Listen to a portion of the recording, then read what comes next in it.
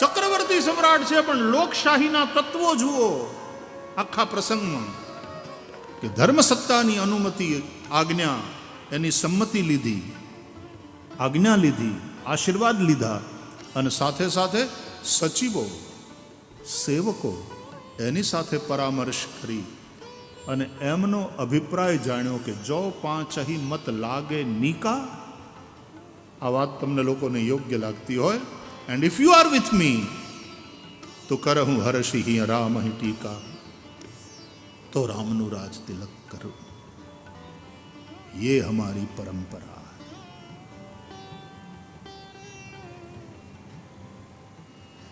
ये राजाशाहीમાં એ લોકશાહીના બધા જ તત્વો વિદ્યમાન હતા.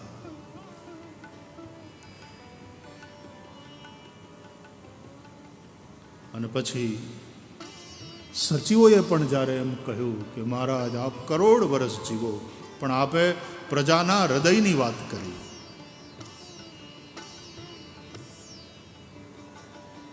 પોતાની ઈચ્છા, ગુરુદેવની અનુમતિ અને આશીર્વાદ અને સચિવોનું સમર્થન, આ ત્રણેય વસ્તુ થઈ ગયા પછી રાજા દશરથે નિર્ણય કર્યો કે તો પછી કરો તૈયારી, આવતીકાલે જ રામને રાજગાદીએ બેસાડી.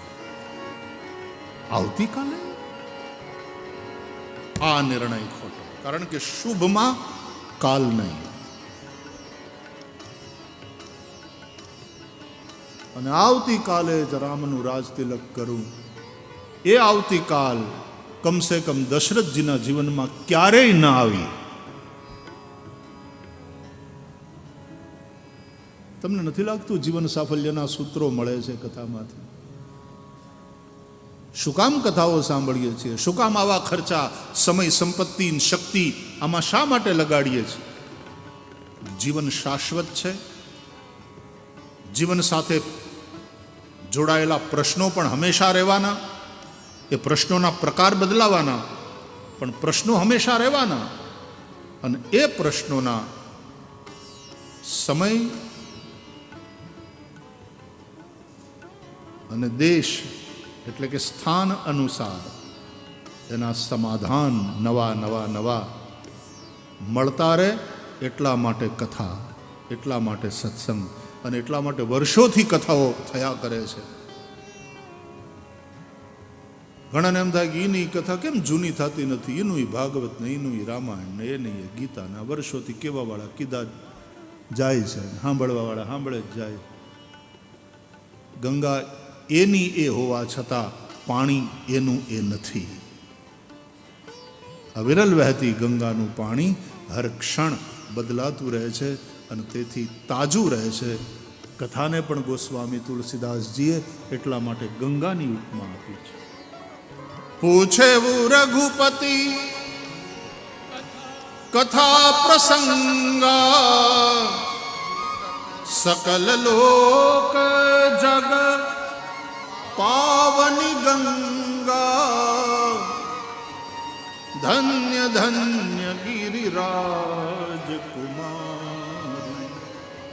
तुम समान नहीं को उपकारी, धन्य धन्य गिरिराज कुमार. गंगा हजारों વર્ષોથી વહે છે. ગંગા એની એ છે, પણ એનું પાણી એનું એ નથી. हर क्षण बदलाતું રહે. એટલા માટે કોઈ ચિંતકે કહ્યું, एक ही नदी में तुम 2 बार स्नान नहीं कर सकते, क्योंकि घाट भले ही वही हो लेकिन पानी बदल गया है. અને એટલા માટે આ કથા ગંગા પણ તાજી તાજી તાજી વર્ષોથી વહે છે, છતાંય તાજી છે. તમે જોયું છે ગંગાનું પાણી બગડતું નથી. હવે તો આપણે ગંગાને બગાડવાનો થાય એટલો નિષ્ઠાપૂર્વક પ્રયાસ કર્યો છે આપણી જીવનશૈલીને કારણે. ગટરો બધી ગંગામાં, મોટા મોટા શહેરની वो सब नालियां गंगा में, પણ ગંગાનું પાણી બગડતું નથી. તમે લોટી ભરીને લઈ આવો અને કેટલોય સમય રાખી મૂકો, એનું પાણી બગડતું નથી. આપણે બગાડવાનો ભરચક પ્રયાસ કરીએ છીએ, પણ ગંગાના પાણીનો પોતાનો મહિમા છે. કથા ગંગાની એ વાત લાગુ પડે છે, પણ છતાંય કથાનો મહિમા છે. આપણે આને પ્રદૂષિત કરવાનો ભરચક અત્યારે પ્રયાસ, એટલે કે એવી પ્રવૃત્તિ ચાલે છે,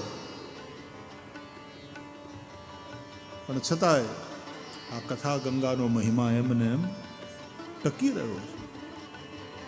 ગંગાનો મહિમા ગંગા થકી છે, એમ કથાનો મહિમા કથા થકી છે. મહત્વ રામાયણનું છે, મહત્વ ભાગવતનું છે, મહત્વ ગીતાનું છે. વક્તાઓ એનું ગાયન કરે, પણ વક્તાઓનો મહિમા કથા થકી છે. કથાનો મહિમા વક્તા થકી નથી. હા, કેટલાક એવા દિવ્ય વક્તાઓ હોય કે આપણને રામાયણમાં અનુરાગ થાય એની કથા સાંભળીએ તો, આપણને ભાગવતમાં અનુરાગ થાય એમની કથા સાંભળીએ તો, પણ એ કથાકારનો પોતાનો મહિમા પણ ભાગવત થકી છે, કે રામાયણ થકી છે, કે ગીતા કે ઉપનિષદો થકી છે. અને આ ગ્રંથો એ તો પોતે પોતાના મહિમામાં પ્રતિષ્ઠિત છે. એનો મહિમા એના થકી છે.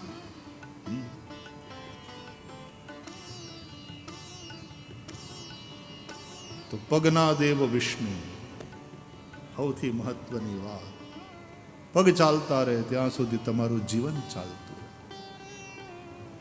પછી બે હાથ, હાથના દેવ ઇન્દ્ર. એટલે ભગવાને જ્યારે ઇન્દ્રના યજ્ઞનો ભંગ કરાવ્યો, ઇન્દ્રને ક્રોધ આવ્યો, અને ગોવર્ધન લીલામાં આપણે દશમ સ્કંદમાં સાંભળીએ છીએ, ઇન્દ્રે પ્રલયકારી મેઘ વરસાવ્યા,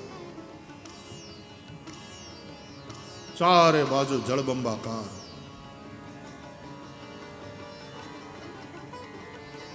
મુશળધાર એટલે સાંબેલાની ધાર, મુશળધાર વરસાદ એમ કહીએ ને. પણ મુશળધારાએ નહીં, હાથીના સુંડ જેવી ધારાએ વરસાદ વરસવા લાગ્યો. ચારે બાજુ જળબંબાકાર. અને બધાએ વ્રજવાસીઓ શ્રી કૃષ્ણના શરણે ગયા કે ઇન્દ્રના કોપથી તમે બચાવો કૃષ્ણ. ત્રાતુમર્હસી દેવાન્નઃ કુપિતાદ. અને ભગવાન શ્રી કૃષ્ણે કહ્યું, ડરો નહીં, આપણે કશું જ ખોટું કર્યું નથી. અને જો તમે સત્યના માર્ગે છો, જો તમે ધર્મના માર્ગે છો, તો એ દેવ હું દેવતાઓના રાજાથી ડરવાની જરૂર નથી. ઇન્દ્ર પણ તમારો વાળ વાંકો નહીં કરી શકે. ઇત્યુક્ત્વૈકેન હસ્તેન કૃત્વા ગોવર્ધનાચલમ. આમ કહીને ભગવાને એક જ હાથથી, જેમ નાનકડું બાળક બિલાડીના ટોપને ઉઠાવી લે લીલા માત્રમાં, એમ ગિરિરાજ ગોવર્ધનને ઉઠાવી અને વામ કર કમલ પર ધારણ કર્યું.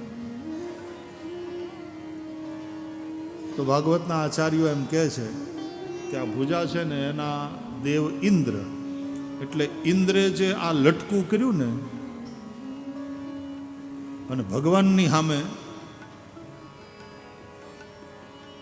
પોતાનું બળ દેખાડવા ગયો, એટલે ભગવાને ગિરિરાજ ગોવર્ધનને ઉઠાવ્યો પોતાના ભુજા ઉપર. તો એના દેવ તો ઇન્દ્ર છે, એટલે એક અર્થમાં ભગવાને ઇન્દ્રને કહ્યું કે લે હવે ઉપાડ. આ બધાને વરસાદ વરસાવી સામર્થક નામના મેઘગણો, પ્રલયકારી મેઘગણો એ વરસવા લાગ્યા. ભગવાન હવે ઉઠાવ, કર રક્ષા. કારણ કે ભુજાના દેવ ઇન્દ્ર છે. તો એક ભાવ આચાર્યોએ આવો પણ બતાવ્યો છે. એટલે પહેલો અને બીજો સ્કંદ એ ભગવાનના બે ચરણ, ચરણના દેવ છે ભગવાન વિષ્ણુ. સંચિંતયેદ ભગવતશ્ચરણારવિંદમ પ્રથમ અને દ્વિતીય સ્કંદ. ત્રીજો અને ચોથો સ્કંદ એ ભગવાનની બે ભુજા, એના દેવ ઇન્દ્ર. પાંચમો અને છઠ્ઠો સ્કંદ ભગવાનના બે ઉરુ. સાતમો સ્કંદ દક્ષિણ પાણીતલમ, જમણો હાથ. ये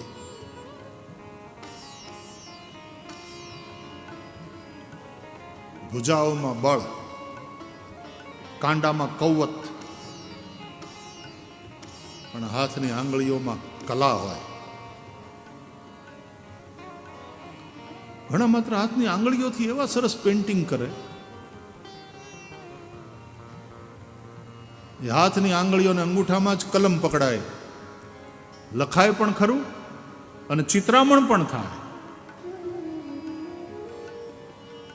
નૃત્યમાં એ હાથની જ મુદ્રાઓથી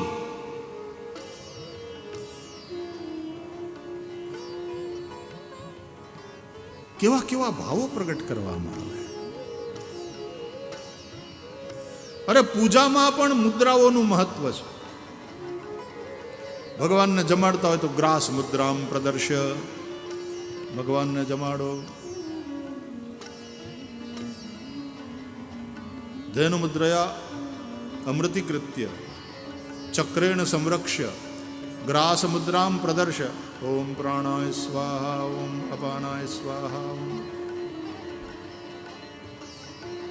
અમારા ઋષિકુમારો હવારના યજ્ઞ કરે, હાંજના સંધ્યા કરે, હવારની સંધ્યા કરે તો ગાયત્રી મંત્ર જપ પહેલા પણ મુદ્રા પ્રદર્શન હોય ને ગાયત્રી જપ પછી પણ મુદ્રા પ્રદર્શન હોય. સુમુખમ સંપુટમ ચૈવ વિતતમ વિસ્તૃતમ તથા. કરવી છે બેટા મુદ્રા?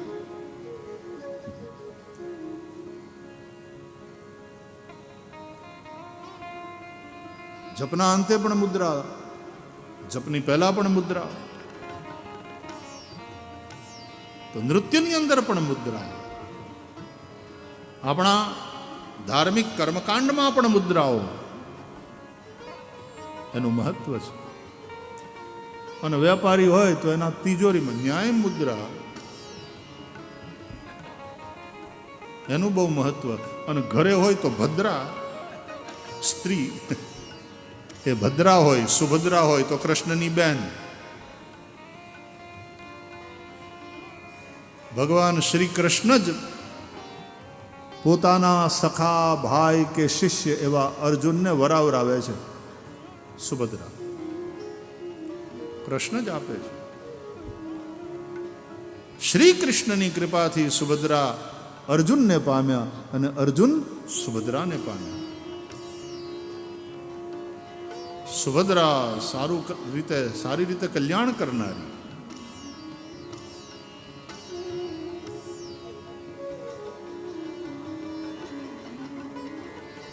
આમ તો સુદામાનું, સુદામાની પત્નીનું નામ નહીં, પણ સુદામા પોતાની પત્નીને કલ્યાણી કહીને સંબોધે છે. તો પત્ની કલ્યાણી હોવી જોઈએ, કલ્યાણ કરનાર.